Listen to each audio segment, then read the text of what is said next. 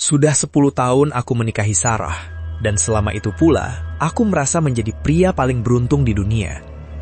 Kami tinggal di sebuah desa terpencil di kaki gunung yang udaranya selalu lembab oleh kabut. Sarah adalah istri sempurna, cantik, penurut, dan entah bagaimana, keuangan kami selalu stabil meskipun bengkel kecilku sepi pelanggan. Namun, ada satu kebiasaan Sarah yang selalu membuat bulu kuduku berdiri. Setiap malam Selasa Kliwon, dia menghilang ke kebun belakang selama 1 jam penuh. Hanya memetik melati untuk pengharum ruangan, Mas, katanya selalu dengan senyum yang terlalu manis. Tapi aku tahu, melati tidak tumbuh di kegelapan sedalam itu. Malam itu rasa penasaranku memuncak. Pukul 12 malam, Sarah bangkit dari tempat tidur dengan gerakan kaku, seperti boneka yang ditarik benang. Tanpa alas kaki, dia melangkah keluar menuju pintu belakang. Aku mengikutinya dengan jarak yang aman. Jantungku berdegup kencang hingga terasa ketenggorokan. Dia berjalan menuju pohon randu alas raksasa di ujung kebun. Di sana, kegelapan seolah memiliki masa, pekat dan bergerak. Tiba-tiba, bau busuk yang menyengat seperti bangkai bercampur keringat tua menusuk hidungku. Dari balik batang pohon yang besar, muncul sesosok bayangan yang tingginya hampir menyentuh dahan terendah. Tubuhnya hitam legam, dipenuhi bulu kasar yang panjang dengan mata merah membara seperti bara api yang ditiup. Aku menutup mulut agar tidak berteriak. Makhluk itu mengeluarkan suara geraman rendah yang menggetarkan tanah. Sarah berdiri di depannya, tidak menunjukkan rasa takut sedikit pun. Ini yang terakhir untuk bulan ini. Suara Sarah terdengar dingin, sangat berbeda dari suara lembut yang kudengar setiap hari. Dia mengeluarkan sebuah bungkusan kain kafan kecil dari balik bajunya. Makhluk itu mengulurkan tangan raksasanya yang berkuku panjang dan runcing. Dengan gerakan cepat, makhluk itu merobek bungkusan tersebut. Isinya adalah potongan kuku dan gumpalan rambutku. Ikat dia lebih kuat. Geram makhluk itu. Suaranya seperti gesekan batu nisan. Jika dia tahu, aku akan mengambil jiwamu sebagai gantinya. Sarah mengangguk pelan. Dia tidak akan tahu. Dia terlalu bodoh untuk menyadari bahwa kemakmuran ini berasal dari setiap tetes umurnya yang kau hisap sedikit demi sedikit. Lututku lemas. Selama ini, kesejahteraan kami, kesehatan Sarah yang selalu prima, dan uang yang selalu ada di laci meja adalah hasil dari penjualan perlahan nyawaku sendiri kepada makhluk itu. Aku mencoba mundur perlahan, namun kakiku menginjak ranting kering. Makhluk itu menoleh. Matanya yang merah menyala langsung mengunci posisiku. Sarah juga berbalik. Wajahnya yang cantik kini terlihat pucat dan cekung di bawah sinar bulan dengan senyum miring yang mengerikan. "Mas, bukannya kamu seharusnya sudah tidur?" tanya Sarah. Suaranya kini terdengar seperti ribuan serangga yang merayap. Makhluk itu mulai melangkah mendekat. Setiap langkahnya membuat tanah bergetar. Bulu-bulu panjangnya menyapu dedaunan, mengeluarkan suara gemerisik yang memekakkan telinga. Aku berlari sekencang mungkin menuju rumah, mengunci pintu, dan bersembunyi di dalam kamar mandi. Aku mendengar pintu depan terbuka pelan. Langkah kaki Sarah terdengar di lorong, disusul oleh suara langkah berat yang menyeret sesuatu yang besar dan berbulu. "Mas, keluar yuk, penunggu rumah kita mau kenalan," bisik Sarah tepat di balik pintu kamar mandi. Aku melihat ke arah ventilasi kecil di atas. Di sana, di balik kaca yang berembun, sepasang mata merah besar sedang mengintip ke dalam, menungguku keluar untuk menyelesaikan perjanjian yang belum tuntas. Pintu kamar mandi itu berderit, bukan karena dibuka, tapi karena tekanan dari luar. Sesuatu yang sangat berat sedang bersandar di sana. Bau busuk itu kini merembes masuk melalui celah pintu, hingga memenuhi paru-paruku hingga aku mual. "Mas, jangan lama-lama di dalam, nanti masuk angin."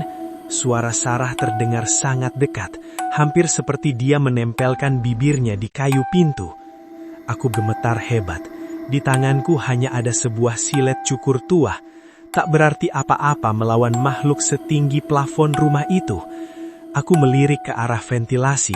Mata merah itu masih di sana, berkedip lambat, seolah sedang menikmati ketakutanku. Aku tahu aku tak bisa diam saja. Dengan nekat, aku memanjat bak mandi, meraih pinggiran ventilasi, dan berusaha menendang kacanya hingga pecah. Suara pecahan kaca memecah kesunyian malam. Mata merah itu menghilang sejenak, memberiku kesempatan untuk memanjat keluar. Aku jatuh tersungkur di rumput basah samping rumah.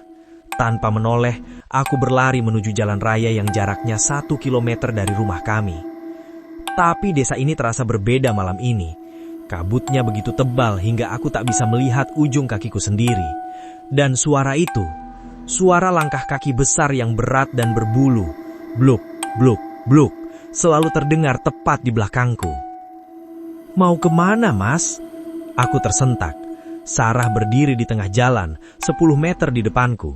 Dia mengenakan daster putihnya yang biasa, tapi kakinya tidak menyentuh tanah.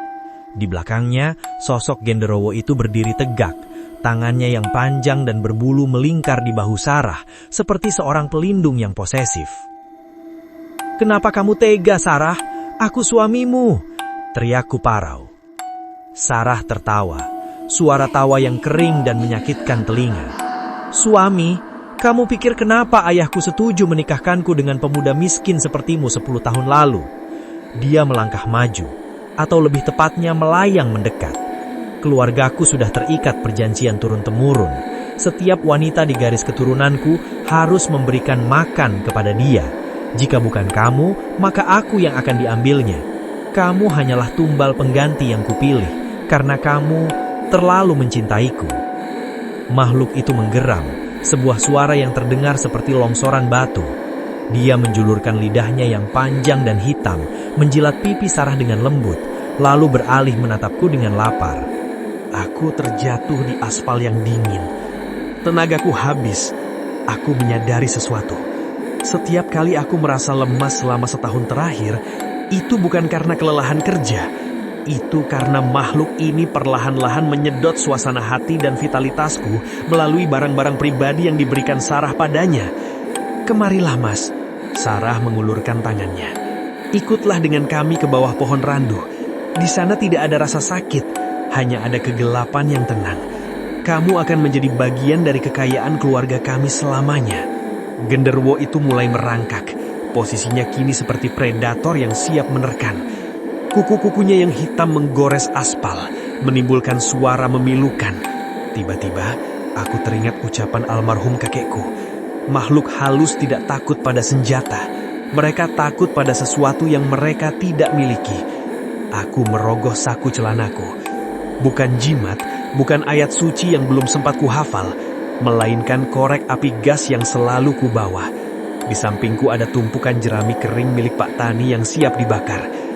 "Jika aku harus pergi, aku tidak akan pergi sendirian," teriakku. Aku menyambar jerami itu, menyulutnya dengan api, dan melemparkannya ke arah semak belukar yang kering di pinggir jalan yang terhubung langsung ke arah pohon randu alas itu. Api berkobar cepat di musim kemarau ini. Makhluk itu melengking tinggi, suara yang begitu melengking hingga telingaku berdarah. Ternyata dia adalah makhluk hutan yang sangat takut pada api besar yang tak terkendali. Aku berhasil melompat ke sungai kecil di bawah jembatan saat api mulai menjalar ke kebun kami. Aku hanyut terbawa arus hingga ke desa tetangga. Keesokan paginya, warga menemukan rumahku dan pohon randu alas itu hangus terbakar. Anehnya, mereka tidak menemukan jenazah Sarah.